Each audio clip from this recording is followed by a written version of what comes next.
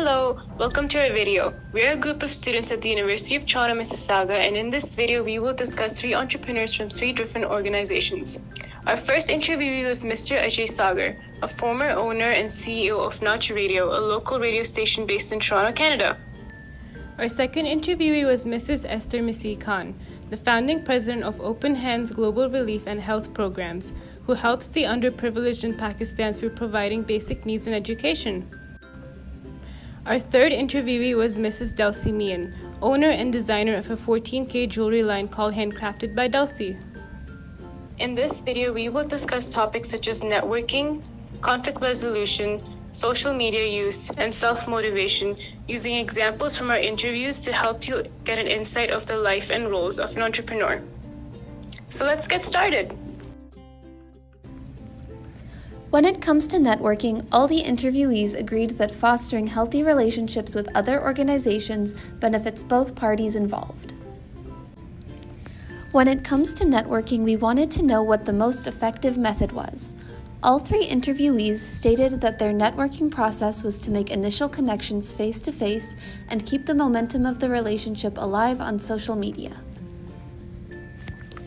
According to Prashant Bordia in his comparison of face-to-face and computer-mediated communication, he notes that when people had a time limit to perform social or emotional tasks, the face-to-face group performed better. Networking is a time-constrained social task, and therefore face-to-face communication is preferable to online means of communication. This preference may be due to the neural synchronization discussed by scholars from Beijing Normal University. They say that when face-to-face, people mimic each other's mannerisms and speech patterns, which results in more clear and enjoyable communication. Conflict resolution between employees, volunteers, and management was an area of interest for us. From Delcy's interview, we found that as a startup online business, she didn't have enough experience of solving conflict. But in the case of holding the charity, we found that Ms. Martha Kahan has the experience of solving the physical conflict between 2 teachers, where they were volunteering in Pakistan. While solving the physical conflict, it is important to know what happened and how much influence and damage they cause. After the disagreement and conflict, everyone has to fall in line and commit. According to Contu's journal, conflict is an instrument for organizational success. We can find out the potential problem that has already exists in the organization through the conflict. And based on the conflict, organization can make progress and achieve success. As the startup organization and business, they may not have a professional HR department to deal with it. It's best to keep your company values in mind when dealing with the conflicts. Jong also mentioned in his journal that it is important to keep the progress of work process transparent to ensure that adjustment can be made on time.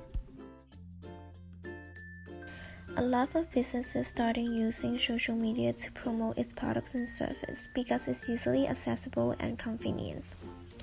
Mr. Sagar also talks about how Notch Radio was active on Facebook and Google as a way to reaching out listeners back in 2010. For Delcy's jewelry business, she talks about how social media like Instagram is beneficial for her company as it promotes her products and reaches out to a larger target audience. A research conducted by Yadav and Raman also show under the influence of social media marketing, it helps a lot with increasing the customer loyalty. But social media doesn't necessarily work for every business. Open Hands Global as a not-for-profit organization see the downside of social media, since they have to be more aware of the online presence and pay more attention on what they're posting online. The Open Hand Global still uses the traditional way to raise awareness of its organization, which is through the word-of-mouth strategies. One of our key learning points from the previous few projects is how passion keeps people motivated for what they're doing. According to Zimmerman and Chu, motivation refers to a process that elicits control and sustains certain behaviors. From the interviews of the 3 business owners, All of them were motivated by something that they think is worthwhile for their efforts. For Delcy, creating the jewelry that her customers love is the key motivation. In Mrs. Meskin's case, helping children receive education drives her and the volunteers to run the charity with passion.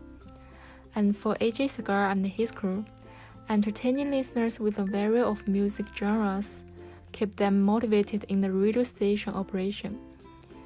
It's important to always remember your initial goals and keep on track with what you're doing. Schalk said that feeling empowered and empowered by other people are two different things. When people are empowered by others in completing tasks, they're at a passive position and will not feel so motivated in doing the job. But if they feel empowered in completing the task, they are more willing to put extra effort and create better outcomes. The positive attitude towards a pleasant consequence promotes people to be success seekers instead of failure avoiders. What are your thoughts? Comment below, share, and don't forget to click the like button. Thanks for watching.